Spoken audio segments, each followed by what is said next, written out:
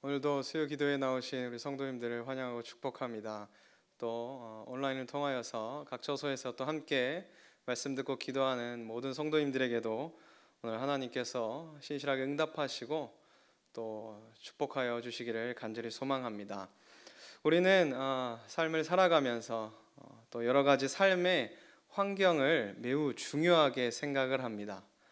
내가 어떤 집에서 살고 있고 또 누구랑 살고 있으며 또 내가 어떠한 능력과 또 무엇을 소유했느냐라는 눈에 보여지는 그런 환경들과 요소들을 굉장히 중요하게 생각합니다. 그도 그럴 것이 자신의 능력과 힘과 지식에 따라서 내 삶이 달라진다라고 믿고 살아가기 때문이지요. 특별히 우리나라에서 학벌과 지연이 그 무엇보다도 중요시되는 이유는 아마도 그러한 이유 때문이 아닌가 합니다. 하지만 우리 그리스도인들은 전혀 다른 시각을 가지고 살아가는 사람들이지요.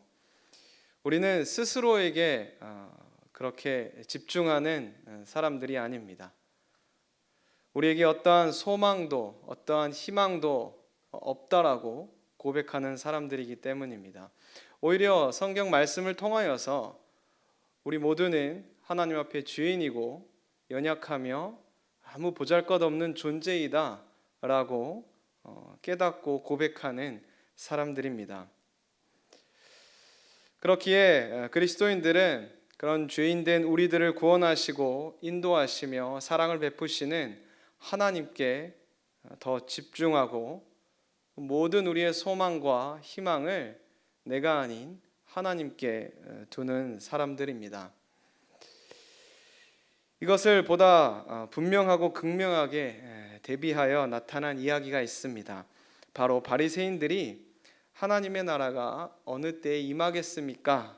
라고 물어본 이야기이지요. 누가복음 17장에 바리새인들이 예수님을 찾아와서 예수님, 하나님의 나라가 어느 때에 임하겠습니까? 라고 물은 적이 있습니다. 예수님께서는 하나님의 나라는 볼 수 있게 임하는 것이 아니고 또 여기 있다 저기 있다고도 못하리니 하나님의 나라는 너희 안에 있다라고 말씀하여 주셨습니다. 여기서 예수님과 바리새인들의 시각에 극명한 차이가 드러납니다. 그리고 그 시각의 대상은 바로 하나님의 나라이지요.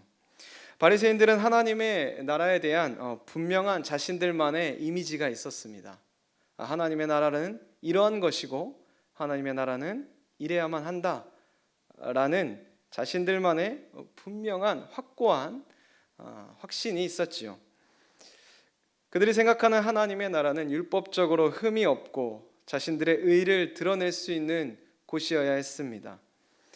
지금 당하고 있는 로마의 압제나 다른 어떠한 나라도 감히 침략할 수 없는 막강한 힘을 가진 그러한 강력한 나라가 바로 하나님의 나라라고 믿었습니다.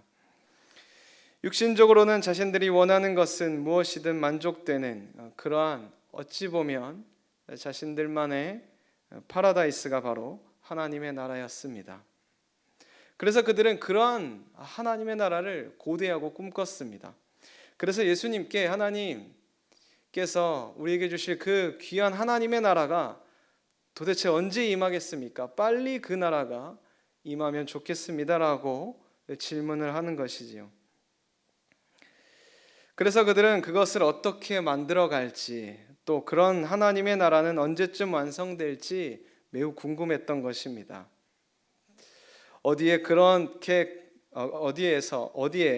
하나님의 나라를 만들 수 있을지 관심이 많이 있었습니다. 지금 세상의 사람들과 너무 유사한 시각을 가지고 있지요. 어떻게 하면 내 삶을 내가 원하는 대로 만들어갈 수 있을까라고 생각하면서 살아가는 사람들 말입니다. 내가 생각하는 것으로 가득 채우고 나 스스로 만족할 만한 삶을 만들고 싶어 하는 것이 사람들의 마음입니다. 그것이 돈이든 지식이든 힘이든 무엇이든지 나의 뜻대로 할 수만 있다면 그것이 하나님의 나라가 아닌가라고 자신들만의 하나님의 나라를 꿈꾸며 살아갑니다. 그러나 예수님께서는 하나님의 나라는 그런 것이 아니다라고 말씀하십니다. 우리가 만들어가는 삶의 환경에 따라 그것이 하나님의 나라가 되는 것이 아님을 분명히 말씀해 주고 계십니다. 하나님의 나라는 여기 있다 저기 있다라고 말할 수 있는 것이 아니라 바로 너희 안에 있다라고 말씀하고 계십니다. 우리 안에 하나님의 나라가 있다라고 하시는 그 말씀은 이후 예수 그리스도를 통하여서 온 인류가 십자가의 구원을 받고 세상 통치가 아니라 하나님의 통치를 받는 그러한 그리스도인이 되었을 때에 우리 안에 바로 하나님의 나라가 이루어질 것을 말씀하신 것이지요. 그렇게 하나님의 나라가 임한 그리스도인에게는 이제 내가 어디로 가야 하는 것인가, 또 그곳은 고통도 없고 슬픔도 없는 그런 하나님의 나라가 될 수 있을 것인가, 그런 것은 중요하지 않습니다. 내가 얼마나 돈이 많고 또 내가 얼마나 힘있고 지식이 많은가, 과연 나는 천국과 같은 삶을 살아갈 수 있을 것인가 라는 고민은 너무 쓸데없는 고민이 되고 맙니다. 왜냐하면 하나님의 나라가 임한 내가 가는 그곳이 바로 하나님의 나라가 되기 때문입니다. 그리스도인의 삶은 하나님이 주인 되어주시고 통치하기에 그의 삶이 어떠하든지, 가난하든지 부하든지 풍요하든지 힘이 없든지 어떠하든지 간에 그가 가는 그곳이 바로 하나님의 통치가 이루어지고 하나님의 나라가 된다라는 사실을 예수님이 말씀해 주신 것입니다. 이러한 믿음의 삶을 고백하며 살았던 인물이 바로 다윗입니다. 본 시편은 우리가 잘 알고 있는 다윗의 유명한 시편입니다. 그리스도인이라면 누구나 잘 알고 있고 좋아하는 시편이지요. 이 시편은 다윗이 노년에 썼을 것이라고 여겨지는 시편입니다. 그렇기에 다윗 평생의 삶 속에서 자신의 삶을 어떻게 고백하고 또 하나님을 어떻게 고백하고 있는지 시편을 통하여서 잘 알 수 있습니다. 그는 하나님의 나라의 백성으로 살아간다고 고백하면서 하나님이 나의 목자가 되어주셔서 나의 삶을 통치하시고 다스리는 하나님의 나라를 살아가고 있음을 분명히 고백하고 있습니다.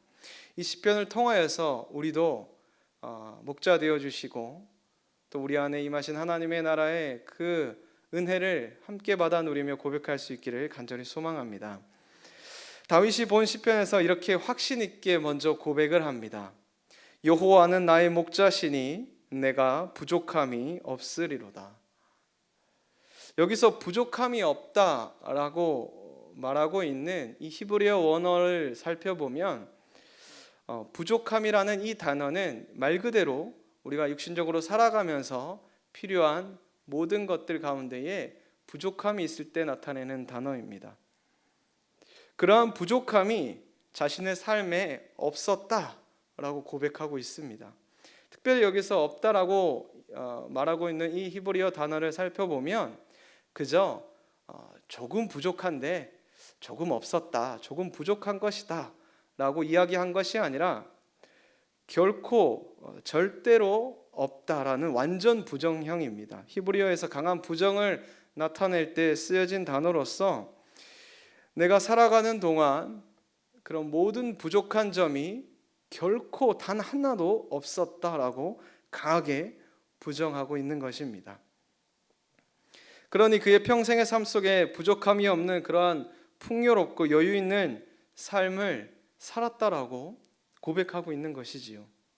다윗은 어떠한 삶을 살았기에 그의 노년의 삶에 어느 사람보다 세상 부족할 것이 없는 그러한 풍요로운 삶을 살았습니다. 전혀 부족함이 없었습니다라고 고백하고 있는 것일까요? 다윗의 삶을 살펴보면 다윗은 그렇게 풍요로운 삶을 살아갔던 사람은 아니었습니다. 다윗이 왕족이나 귀족 출신도 아니었고 더욱이 굉장히 풍요롭고 부유한 가정에서 사랑받고 자랐던 사람도 아니었습니다. 오히려 그저 그런 평범한 가정 가운데서 막내 아들로 태어나서 부모의 사랑을 받지 못하고 그저 목동의 일을 하면서 힘겹게 순수하게 살아갔던 아이가 바로 다윗이었습니다. 이후에 다윗의 삶을 살펴보아도 그가 결코 풍요롭고 만족스러울 만한 삶을 살아갔던 것이 아님을 잘 알 수 있습니다. 이러한 다윗의 삶에 어떻게 내게 부족함이 전혀 없었다라고 고백할 수 있었던 것입니까? 그 이유에 대해서 다윗은 오늘 단 한 가지의 전제 조건을 달고 있습니다. 바로 여호와께서 나의 목자가 되시기 때문에 내가 부족함이 전혀 없었습니다라고 고백하고 있습니다. 다윗은 어린 시절 아버지의 가축을 돌보던 목자였습니다. 그렇기에 이 목자라는 것이 어떠한 직업이고 또 목자와 그 양떼의 관계가 어떤 관계인지 그 모든 전반적인 생태를 누구보다도 잘 알고 있던 사람이었습니다. 당시 목자라는 직업은 매우 힘들고 고된 직업이었습니다. 이 양떼를 먹이기 위해서 건기가 되면 풀이 자라는 곳을 찾아 헤매야만 했습니다. 우리나라와 같은 그런 좋은 환경이 아니기 때문에 들푸른 초원 위에 그저 양떼만 풀어놓으면 살찐 양들처럼 보여지는 그러한 나라가 아니었기 때문에 이 목자라는 직업이 굉장히 힘들고 고된 직업이었지요. 성경에 요셉이 아버지의 심부름을 따라서 형들이 목축하고 있는 곳을 살펴보라고 하는 그러한 요구에 따라서 형들을 찾아간 적이 있습니다. 그때 헤브론에 거주하고 있던 이 야곱과 또 이 요셉은 이 요셉이 이 헤브론에서부터 세겜을 지나 도단에 있는 이 형들에게 도착하게 됩니다. 그 거리를 살펴보면 적어도 120km에서 130km 되는 먼 거리였습니다. 그러니까 요셉의 형들이 이 가축을 돌보면서 이 먹을 것이 찾아서 120km나 되는 도단까지 양떼를 몰고 갔다라는 것을 잘 알 수 있습니다. 그만큼 이 목자라는 직업이 굉장히 고되고 위험하고 힘든 직업이었다라는 것이지요. 하나님께서는 그런 목자가 되어 주셔서 양떼인 우리를 살펴 보호하신다라고 고백하고 있는 것입니다. 하나님께서 그런 고된 목자와 같은 그런 역할을 감당하시면서 우리와 함께 하시고 우리를 선하심과 인자하심으로 인도하셨기에 자신에게 부족함이 없었다라고 믿음으로 고백하고 있는 것입니다. 그렇다면 하나님의 목자 되심의 그 선하심과 인자하심이 구체적으로 어떠한 것이었을까요? 어떻게 하나님께서 목자가 되어 주셔서 선하심과 인자하심으로 다윗을 인도하셨습니까? 구체적으로 2절에서 5절까지 다윗은 고백하고 있습니다. 먼저 하나님께서 자신을 푸른 풀밭에 누이시고 쉴만한 물가로 인도하셨음을 고백합니다. 양떼에게 있어서 목자의 인도하심을 바랄 때에 가장 중요한 것이 바로 건기에도 먹을 수 있는 푸른 풀을 찾아가는 것과 또 우기 때가 아닌 건기 때는 비가 내리지 않기 때문에 수분을 섭취하려면 낮과 밤의 기온차를 이용한 그 이슬을 먹고 자라야만 했습니다.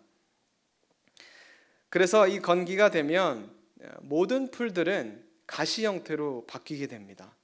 어떻게든지 수분 증발을 최소화해야 했기 때문에 모든 풀들이 지금도 가보시면 이렇게 가시 형태로 다 변하게 됩니다. 그러면 그 가시 사이로 밤낮 기온차가 20도 이상 나는 그 지역 가운데에 이슬이 맺히게 됩니다. 그럼 그 이슬을 먹고 그 가시 사이로 작은 풀들이 조금씩 자라나 있는 것을 볼 수 있습니다. 목자는 건기 때에 그 가시 틈틈이 자라 있는 그 풀을 먹이기 위해서 이곳저곳 아주 먼 곳이라도 찾아서 인도하는 것이지요. 그렇기 때문에 가시에 먹을 그 풀을 먹으면서 가시에 찔리기도 하고, 또 목자는 그런 양떼를 인도하면서 가시에 찔리고 험한 길을 가야 하는 그 어려움을 감수해내야만 했습니다. 그래서 다윗이 하나님께서 나의 목자가 되어 주셔서 푸른 풀밭으로 인도하시고 쉴만한 물가로 인도하셨다라는 것은 하나님께서 나를 위하여서 가시에 찔리는 고통과 아픔을 감수해내시고 자신을 쉴만한 물가와 먹일 양식으로 인도하셨음을 고백하고 있는 것입니다. 그도 목자 되신 하나님을 따라다니면서 때로는 가시에 찔리고 아파하는 가운데서도 주님을 끝까지 따랐다라는 것이지요. 그렇게 하나님이 목자 되어 인도해 주시는 삶이라는 것은 그저 육신적으로 풍요로운 삶을 이야기하는 것이 아닙니다. 앞서 다윗이 여호와는 나의 목자시니 내가 부족함이 없으리로다라고 고백하는 것은 그저 육신적으로 아무런 고민과 부족함이 없었기 때문에 하는 말이 아닙니다. 비록 가시밭과 같은 광야 가운데서라도 하나님께서 나의 목자가 되어 주셔서 자신을 희생하시고 끝까지 나를 먹이시고 입히시고 인도하셨기 때문에 그것을 너무나 잘 알고 있던 목자 다윗은 그와 같이 여호와 하나님께서 자신을 인도하셨기 때문에 자신은 부족함이 없었습니다라고 고백하고 있는 것입니다. 이후에 원수가 자신의 삶을 괴롭히는 상황 가운데서도 하나님께서 승리케 하시는 삶을 살아갈 수 있었던 것 역시 여호와께서 나의 원수의 목전에서 상을 베푸시고 머리로 기름을 부으셨기 때문에 이렇게 인도함 받을 수 있었습니다라고 고백하고 있는 것입니다. 다윗의 삶이 그러하였지요. 사울 왕의 시기로 10년이 넘게 도망자의 삶을 살았으나 그때에도 그는 결코 한 번도 자신의 의지대로 살아간 적이 없습니다. 그저 양떼가 목자의 인도하심대로 순응하였던 것과 같이 원수인 사울 왕을 죽일 수 있었음에도 결코 그를 죽이거나 하나님을 원망하거나 자신이 원수를 갚으려 하지 않았습니다.